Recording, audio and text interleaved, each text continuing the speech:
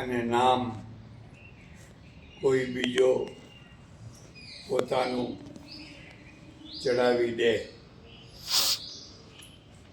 આ દુષ્ટતા કહેવાય. તેવું ના કહેવું જોઈએ. તેને કીર્તિની ચોરી કરી કહેવાય. એટલે નામની અપેક્ષા સામાન્ય રીતે સૌને રહેતી હોય છે.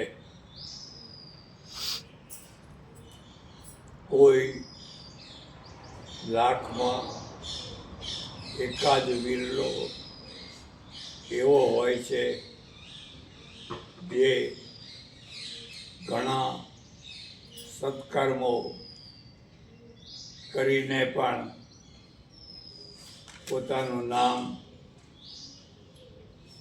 જાહેર કરવાની અપેક્ષા રાખતો નથી હોતો. આવા વિરલા દુર્લભ કહેવાય. પણ જે નામ રાખવાની અપેક્ષા રાખતા હોય છે તે પણ મહાન કહેવાય.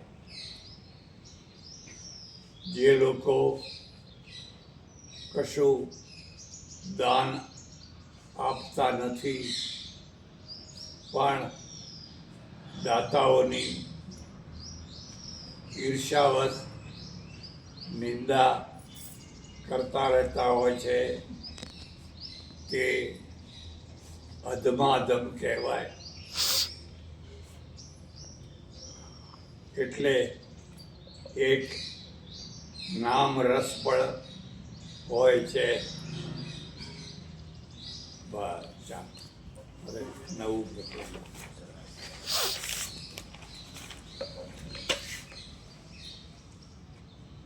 અમદાવાદ નગરી ત્યારે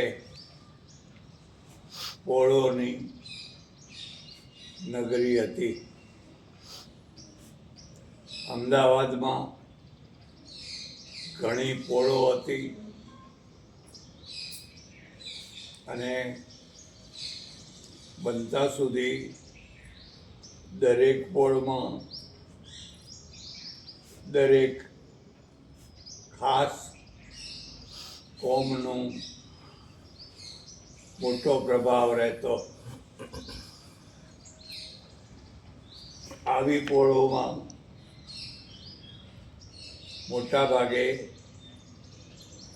નિમ્ન કક્ષાના મધ્યમ વર્ગના લોકો રહેતા. તેમની આજીવિકા સામાન્ય નોકરી ધંધાથી ચાલતી. તેમાંથી જો કોઈ મિલના કારીગર તરીકે કામ કરતો તો તેને લોકો બહુ સુખી માનતા. પણ બધા લોકોને તો મિલમાં રોજી મળે નહીં. એટલે જે કંઈ શક્ય હોય તે નાની મોટી રોજીથી ગુજરાન ચલાવતા. ત્યારે પોળો સાંકડી, ઘરો નાના અને મોટા ભાગે કાચા બનાવેલા રહેતા. આ પોળોમાં રહેનારો વર્ગ આર્થિક રીતે બહુ સામાન્ય રહેતો, પણ ધાર્મિક દૃષ્ટિએ તેની ધાર્મિકતા બહુ ઊંચી રહેતી. એટલે ધાર્મિકતાના આધારે લોકો જીવન જીવતા. પેરેગ્રાફ. બાલકૃષ્ણે પોળે પોળે પોતાના ભજન આખ્યાન શરૂ કરી દીધા. તે સમયમાં ધાર્મિક કથા પ્રવચનો 3-4 રીતે થતા. એક તો સંન્યાસીઓ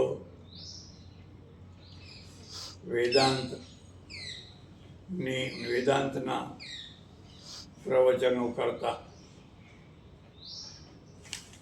વેદાંતના પ્રવચનો અઘરા હોવાથી તેમનો શ્રોતા વર્ગ પણ ગણ્યો ગાંઠ્યો અને અમુક કક્ષાનો જ રહેતો. બીજા લોકો સપ્તાહ ભાગવત રામાયણ વગેરેની સપ્તાહો કરતા. આ સપ્તાહમાં પણ ત્યારે બહુ સાદાઈ રહેતી. આજની માફક લાખો કરોડોનો ખર્ચો ન થતો, પણ સામાન્ય ખર્ચામાં જ કોઈ વક્તાને બોલાવવામાં આવતો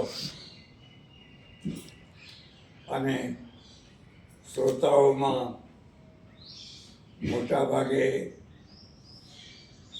પ્રૌઢ પુરુષો, ડોશીઓ અને સ્ત્રીઓ રહેતી.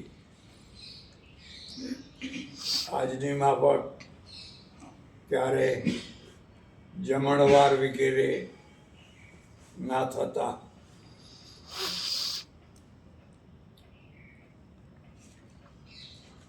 ત્રીજો પેરેગ્રાફ.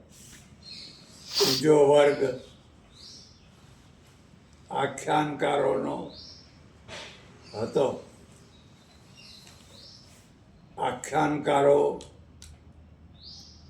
મોટા ભાગે રાત્રિના સમયે વાજિંત્રો સાથે ગાતા વગાડતા કોઈ ધાર્મિક આખ્યાનો લોકોને સંભળાવતા. તેમની ભાષા અને શૈલી સરળ અને રમૂજી હોવાથી સૌથી વધુ શ્રોતાઓની ભીડ અહીંયા થતી. પણ કહેવાની જરૂર નથી કે આ બધા ધર્મ પ્રચારકો થોડા ઘણા અંશે તો કોમર્શિયલ રહેતા જ. આમ જુઓ તો વ્યક્તિ માત્ર કોમર્શિયલ છે, પછી ભલે તે લક્ષ્મીનો સ્પર્શ ન કરતો હોય કે કપડાં ના પહેરતો હોય તો પણ તેની પૃષ્ઠભૂમિમાં જો ઝાંકીને જુઓ તો તે પણ નાનો મોટો કોમર્શિયલ હોતો જ હોય છે. કોમર્શિયલ થવું એ કોઈ દોષ કે પાપ નથી. અનેક વાર કહ્યું તેમ જીવનનો મૂલાધાર પૈસો છે, એટલે માણસ માત્ર પૈસાના તરફ આકર્ષાય તે સ્વાભાવિક છે. પણ દોષ ત્યારે થાય કે જ્યારે આ પૈસો વગર હકનો, હરામનો,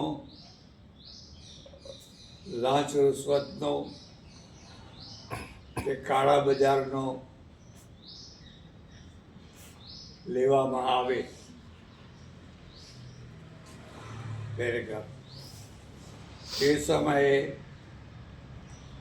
જે નાના મોટા કથાકારો કે આખ્યાનકારો હતા તેમનો ચાર્જ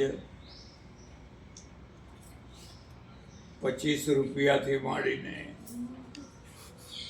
વધુમાં વધુ 500 રૂપિયા સુધી રહેતો. 500 રૂપિયા તો અધધ કહેવાય, અને તે તો કોઈ બિરલાને જ મળતા. બાકીના સામાન્ય ચાલુ કથાકારો તો પછી 50 કે 100 રૂપિયામાં સંતોષ માની જતા. પેરેગ્રાફ. બાલકૃષ્ણે નક્કી કર્યું કે આપણે આખ્યાન કરવા જઈએ તેનો 1 પૈસો પણ ચાર્જ રાખવો નહીં.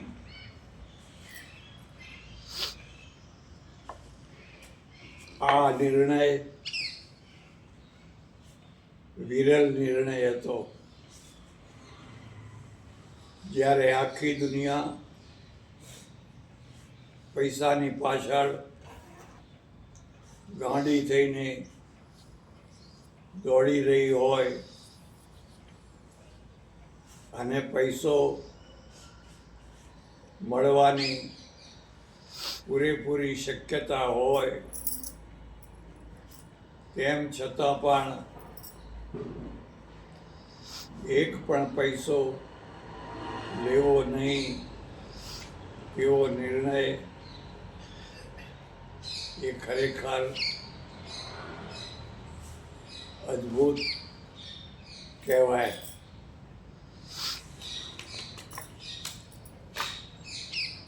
તેમના આવા નિર્ણયથી અને તેમના આખ્યાનો બધા આખ્યાન કરતાં વધુ રસપ્રદ હોવાથી આમંત્રણોનો ધોધ વરસવા લાગ્યો. આમ જુઓ તો આપણે બધા મફત પ્રેમી છીએ. મફતનું મળતું હોય તો લોકો ધૂળ પણ લેવા તૈયાર થઈ જતા હોય છે. તો પછી આવા રસભર્યા આખ્યાન માટે તો કહેવું જ શું. એટલે બાલકૃષ્ણની પાસે આમંત્રણોનો ધોધ વરસવા લાગ્યો. દરેક પોળના લોકો ખૂબ આગ્રહથી આમંત્રણ આપે. બાલકૃષ્ણ સવારના 8 થી રાતના 8 વાગ્યા સુધી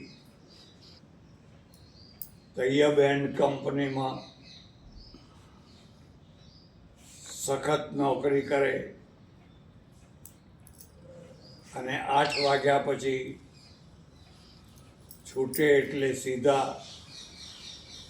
પોતાની જૂની સાયકલ ઉપર બેસીને આખ્યાન કરવાની પોળ ઉપર પહોંચી જાય.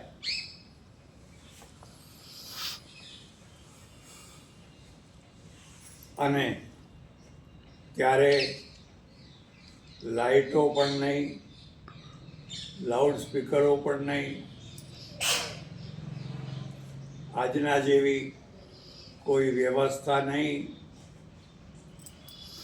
બહુ તો પોળવાળાએ એકાદ પાઠ મૂક્યો હોય તેના ઉપર બેસીને કે ઊભા થઈને આખ્યાન શરૂ કરી દે. જવાનું સાયકલ ઉપર અને આવવાનું પણ સાયકલ ઉપર, એટલે ભાડાનો ખર્ચ પણ થાય નહીં. આટલી સાદાઈ અને આટલી સરળતાથી આખ્યાનનો કાર્યક્રમ ચાલુ કરવામાં આવ્યો. લોકોને બહુ ગમ્યો અને બહુ ભીડ થવા લાગી.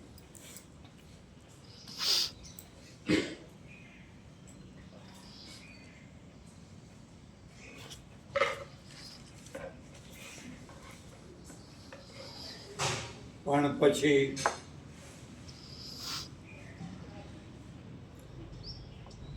એક જગ્યાએ અનુભવ થયો કે જેણે આખ્યાનનું મંડાણ કર્યું છે તેની પાસે લોકોને વહેંચવા માટે પૂરા પ્રસાદના પૈસા નથી. બાલકૃષ્ણના કાને જ્યારે આ વાત આવી ત્યારે તેમણે નક્કી કર્યું કે હવે પછી જ્યાં કોઈ જગ્યાએ આખ્યાન થાય ત્યાં પ્રસાદ વહેંચવાનો નહીં.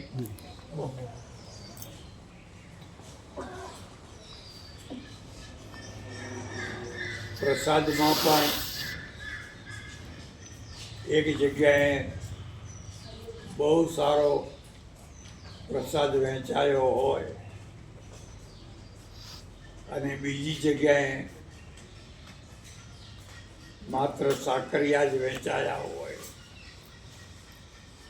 તો પ્રસાદિયા ભક્તો ટીકા કરે કે જોયું, પેલાના ત્યાં તો પેંડા વેચાયા હતા અને આ માણસે તો સાકરિયામાં પતાવ્યું. આવી ટીકા કેટલાક લોકો કરતા હોય છે. એટલે બાલકૃષ્ણે નક્કી કર્યું કે પ્રસાદ માત્ર બંધ કરી દો.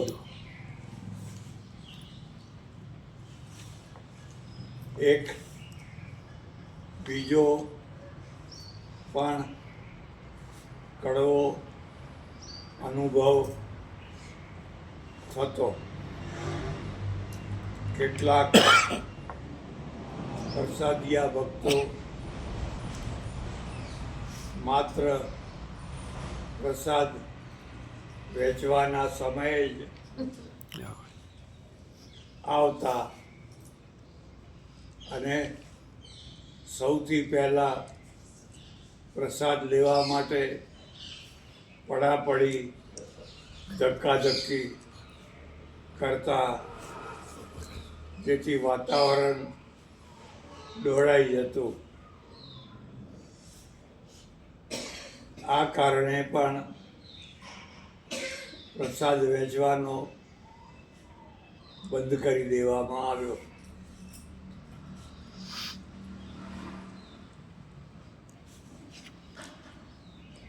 બાલકૃષ્ણે ત્રીજો સુધારો એવો કર્યો કે આખ્યાન પૂરું થાય ત્યારે રણછોડરાયની આરતી તો કરવી, પણ એ આરતી લોકોમાં ફેરવવી નહીં. અહીંથી જ દૂર બેઠા બેઠા લોકોએ લાંબા હાથ કરીને આરતી લઈ લેવી. આવું કરવાનું કારણ એ હતું કે જો આરતી ફેરવવામાં આવે તો લોકો તેમાં પૈસો નાખે. ખાસ કરીને બહેનોમાં એવી માન્યતા પ્રચલિત હોય છે કે ખાલી હાથે આરતી લેવાય નહીં. અને ત્યારે લોકોના ઘરમાં પૈસા હતા નહીં, એટલે કેટલીક વાર પૈસો ન નાખવાની લાચારી ભોગવવી પડતી. બાલકૃષ્ણે નક્કી કર્યું કે હવે આરતી ફેરવવી નહીં.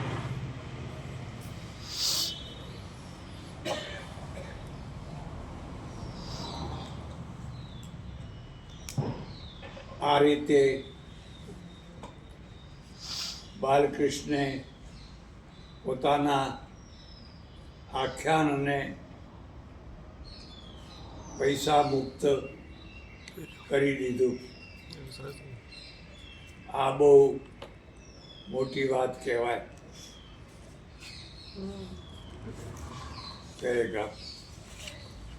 જે લોકો કથા આખ્યાનના નાના મોટા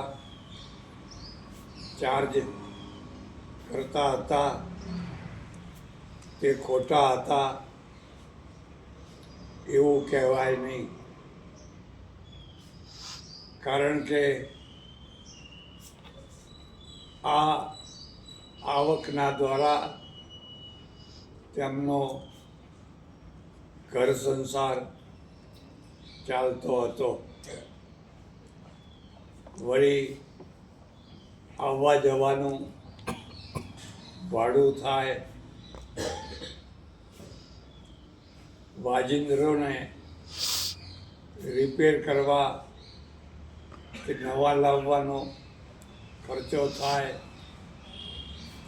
આવા ખર્ચાને પહોંચી વળવા માટે પણ થોડો ઘણો ચાર્જ કરવો એ કંઈ ખોટું કહેવાય નહીં.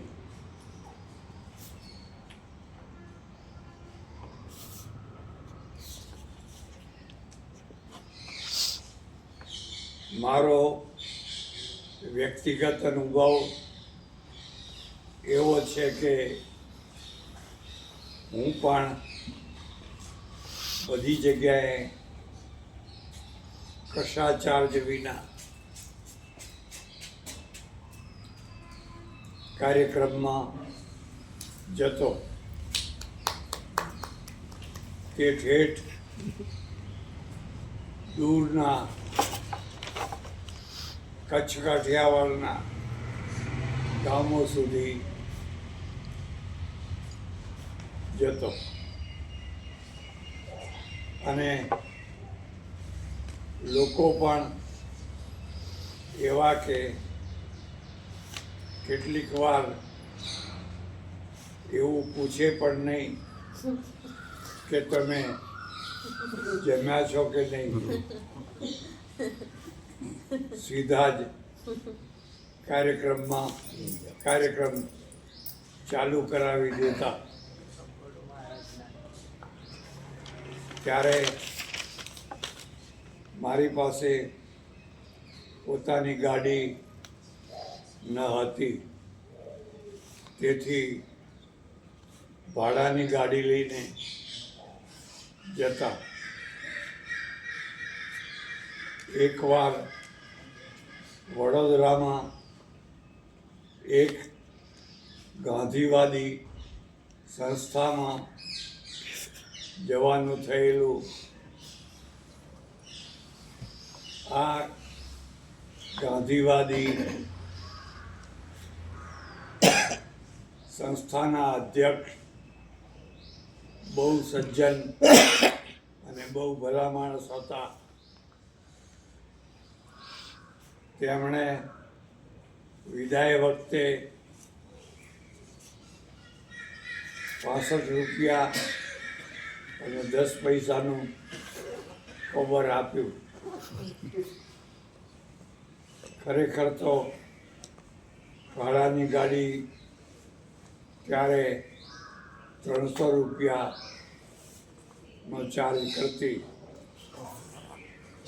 હું સમજી ના શક્યો કે આ 65 રૂપિયા અને 10 પૈસા ગણતરી તેમણે કેવી રીતે કરી હશે. જે કરી હોય તે, પણ આવું બનતું. એકવાર બીજી એક જગ્યાએ જવાનું થયેલું. ત્યારે કોલેજના પ્રિન્સિપલે કહેલું કે બિલ પાસ થઈને આવશે ત્યારે તમને રકમ મોકલી આપશું. આજે વર્ષો વીતી ગયા, હજુ બિલ પાસ થયું નથી. આવા તો કેટલાય અનુભવો થયેલા. એટલે ગાંઠનું ગોપીચંદન ખોઈને આ ધંધો કરવાનો મને પણ અનુભવ થયેલો, પણ તેથી નિરાશ કે દુઃખી થવાની જરૂર નથી. કેટલીક વાર કેટલાક લોકો ગાડીવાળાના પૈસા કરતાં પણ બમણા તમણા આપનારા નીકળતા, એટલે એકંદરે તો બધું સરભર જેવું થઈ જતું. સામાન્ય રીતે લોકો એમ માને છે કે પરદેશમાં સાધુ સંતો ઢગલાબંધ પૈસા કમાઈને લાવતા જ હોય છે, પણ મને તો આવો અનુભવ થયો નથી. એક બે વાર તો એવું થયેલું કે મુંબઈના હવાઈ મથકે ઉતર્યા પછી ટેક્સી ભાડાના પણ પૈસા મારી પાસે ન હતા. આવું પણ બનતું હોય છે. એટલે જે લોકો ચાર્જ કરતા હોય છે અને તેમાં પણ કેટલાક તો પહેલેથી જ ચાર્જ વસૂલ કરી લેતા હોય છે, તે પણ તેમની જગ્યાએ યોગ્ય જ કહેવાય.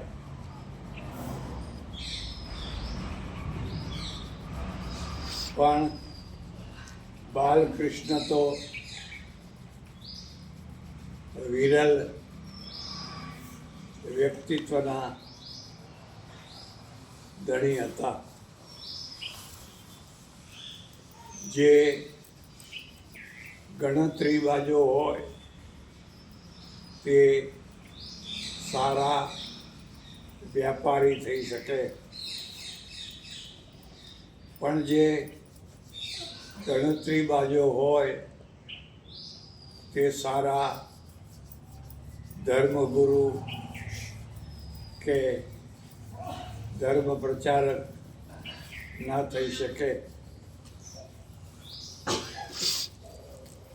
ગણતરીબાજ થવું તે દોષ નથી, પણ બધી જગ્યાએ ગણતરીબાજ થવું તે યોગ્ય ના કહેવાય. ખાસ કરીને જ્યારે તમે રામ રસ ની લાણી કરવા નીકળ્યા હો ત્યારે ગણતરીબાજ થાઓ તો તમારો રામ રસ ફિક્કો પડી જાય. પેરેગ્રાફ.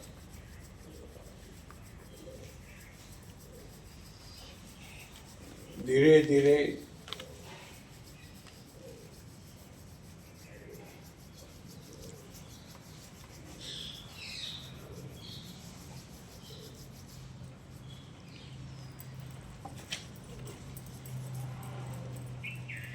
ધીરે ધીરે બાલકૃષ્ણની મંડળી જામવા લાગી.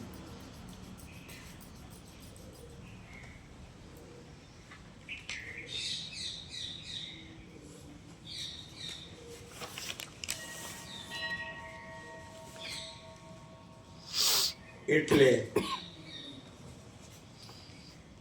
મંડળીના માણસોએ નક્કી કર્યું કે આપણા ભજન મંડળનું કંઈક નામ રાખવું જોઈએ.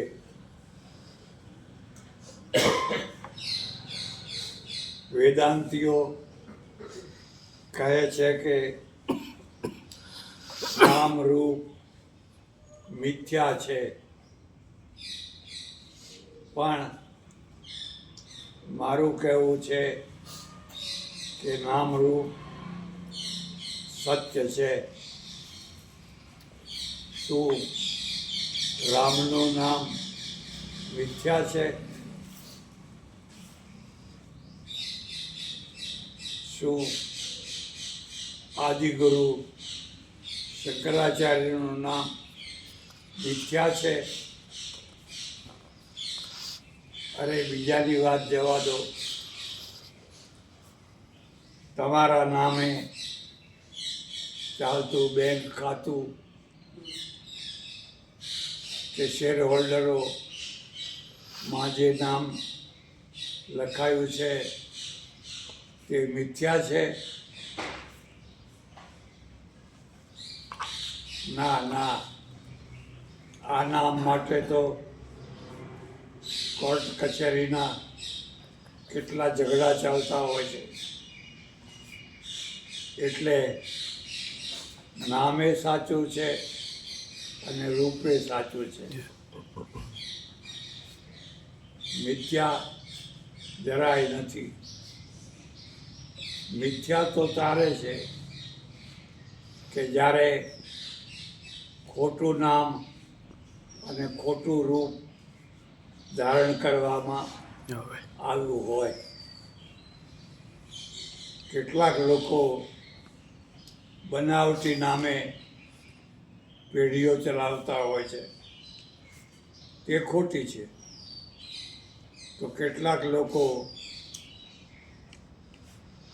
ખોટું રૂપ ધારણ કરીને લોકોને છેતરતા હોય છે.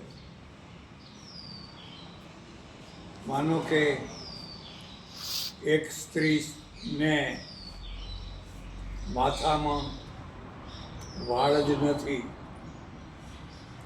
હવે તે બજારમાંથી લાવીને વીગ પહેરે છે અને દેખાવમાં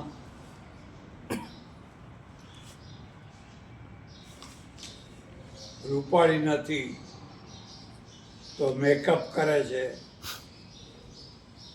હવે જે તેનું રૂપ ખીલ્યું છે તે મિથ્યા છે.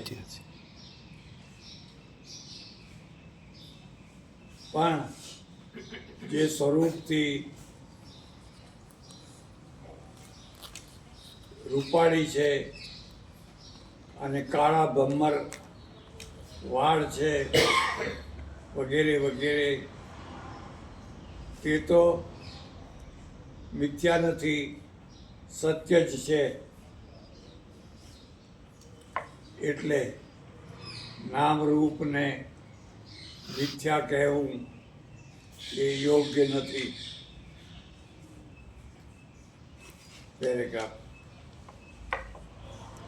મંડળીના બધા સભ્યોએ મળીને એક સ્વરે નક્કી કર્યું કે આપણા ભજન મંડળનું નામ બાલકૃષ્ણ ભજન મંડળ એવું રાખશું. ત્યારે બાલકૃષ્ણે વિરોધ કર્યો કે મારું નામ રખાય જ નહીં. તમારે જો નામ રાખવું જ હોય તો આ બે શબ્દોમાંથી એક શબ્દને દૂર કરી દો, અર્થાત બાલને દૂર કરી અને માત્ર કૃષ્ણને જ રાખો. એટલે કૃષ્ણ ભજન મંડળ એવું નામ રાખીએ. બાલકૃષ્ણના આગ્રહથી બધાએ મળીને ભજન મંડળનું નામ કૃષ્ણ ભજન મંડળ એવું રાખવામાં આવ્યું. ખરેખર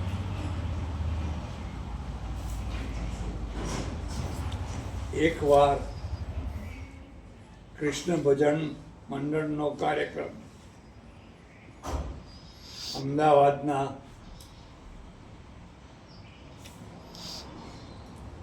શાહપુર વિસ્તારમાં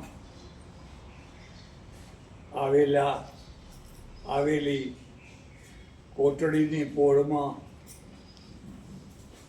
યોજવામાં આવ્યો.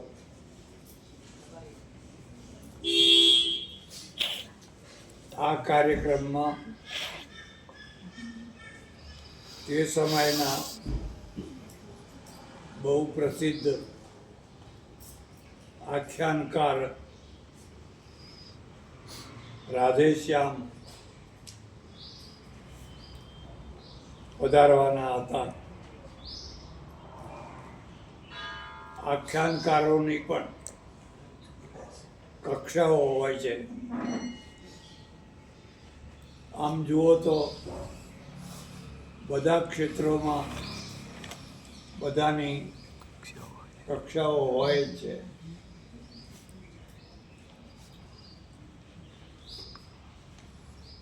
રાધેશ્યામ મહારાજનું નામ સાંભળીને પોળના માણસો ચિક્કાર ભરાઈ ગયા હતા.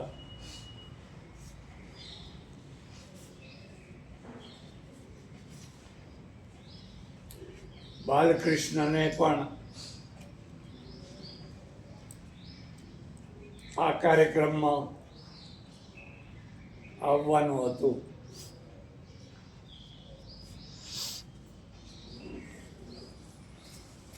બાલકૃષ્ણ વરાજીની પેઢીમાં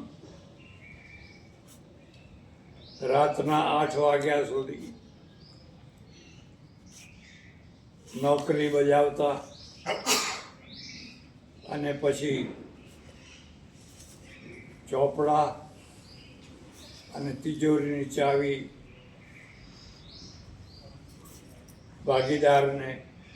પેઢીના ભાગીદારને સોંપીને મારુતિ સાયકલે કાર્યક્રમમાં પહોંચી ગયા હતા.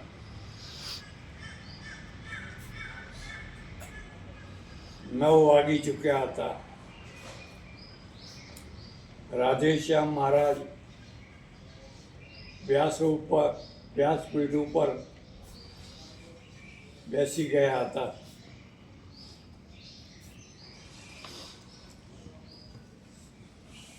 અંબાલાલ ભગતે ગણપતિની સ્તુતિ વંદના કરી. બાલકૃષ્ણ આવીને ચૂપચાપ મહારાજને વંદન કરીને શ્રોતાઓની વચ્ચે બેસવા પાછા ફર્યા. ત્યાં તો રાધેશ્યામ મહારાજ પાઠ ઉપરથી ઊભા થઈ ગયા અને ઝડપથી ચાલીને બાલકૃષ્ણનો હાથ પકડી લીધો અને કહ્યું કે હવે તમારાથી શ્રોતાઓની સાથે નીચે બેસાય નહીં.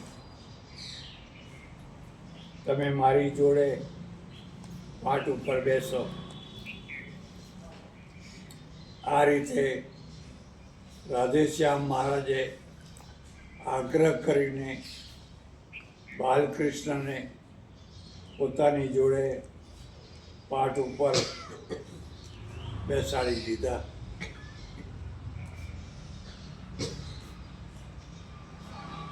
કોઈના સંતપણાને માપવું હોય તો આ રીતે પણ માપી શકાય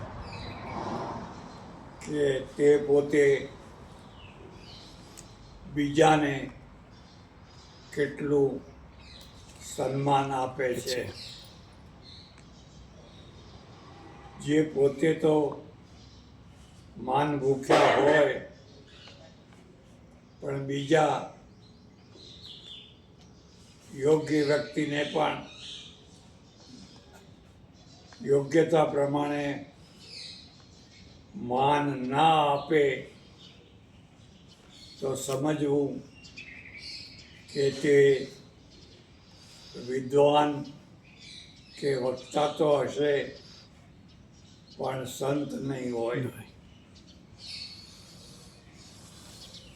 સંતનો અર્થ થાય છે માનથી દૂર ભાગે અને સામે ચાલીને માન આપે તેને સંત કહેવાય.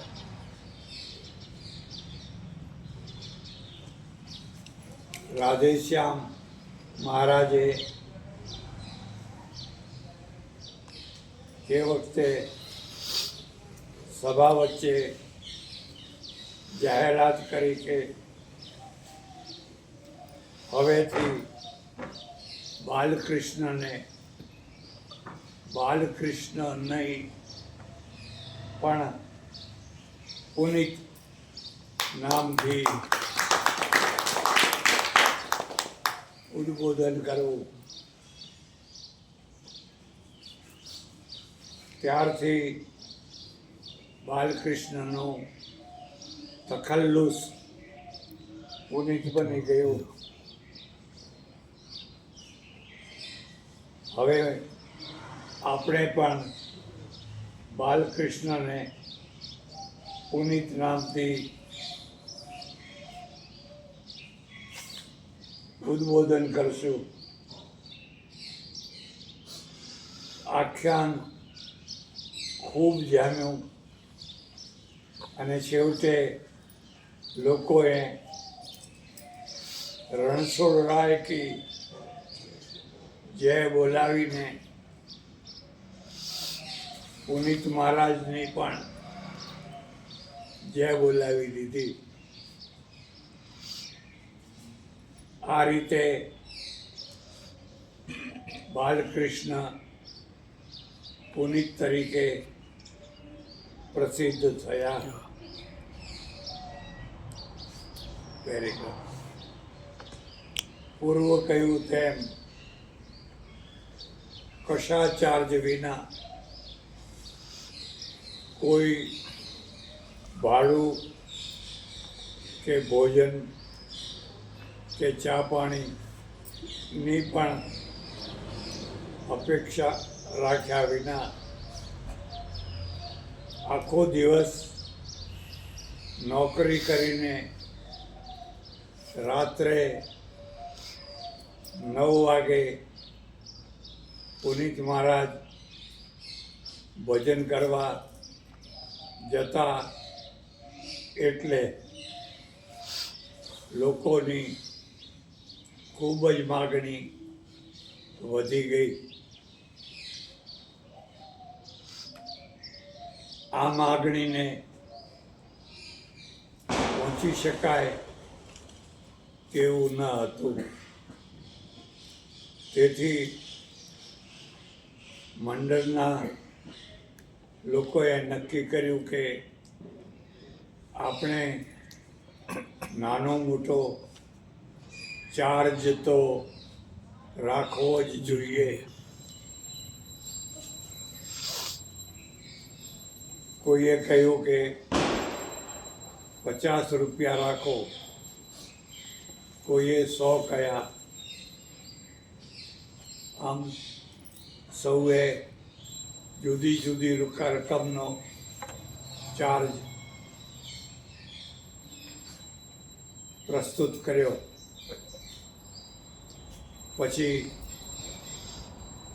પુનિત મહારાજ તરફ જોઈને મંડળીના સભ્યો બોલ્યા કે મહારાજ તમે કહો ને કેટલો ચાર્જ રાખવો.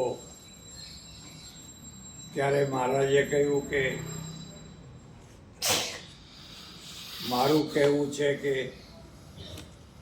આપણે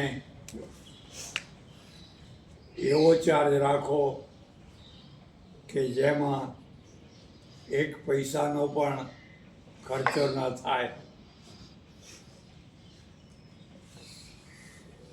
લોકોને નવાઈ લાગી કે એવો ચાર્જ કયો હશે. ત્યારે મહારાજે જણાવ્યું કે જે ભક્ત રામ નામના 5000 નામો લખેલી નોટ આપે તેના ત્યાં ભજન કરવા જવું. આ રીતે તેમણે રામ નામની બેંક શરૂ કરી. પણ થોડા જ સમયમાં જોયું કે 5000 નામ તો બહુ સહેલાઈથી લોકો લખી લેતા.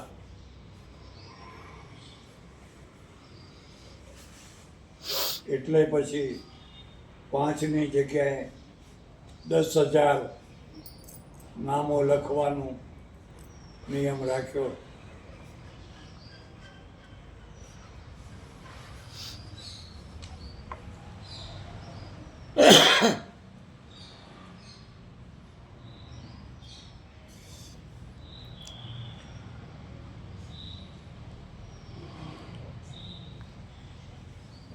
આ રીતે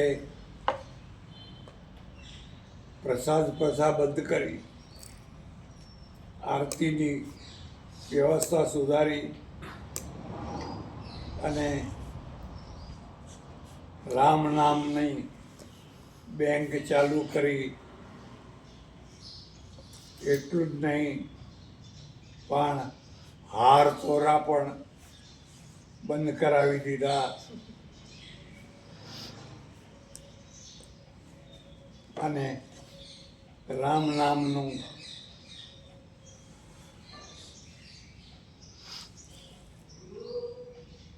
રામ નામની ધજા પતાકા પોળે પોળે ફરકાવવા લાગ્યા. બસ ચાલો.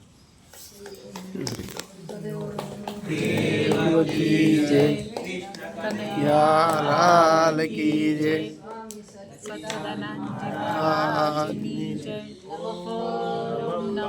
પાર્વતી પતિ હાર હાર દેવાર.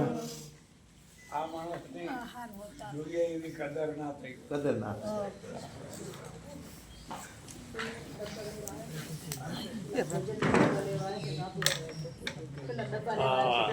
આપો આપો આપો. काय मॅम कार्ड कवर केला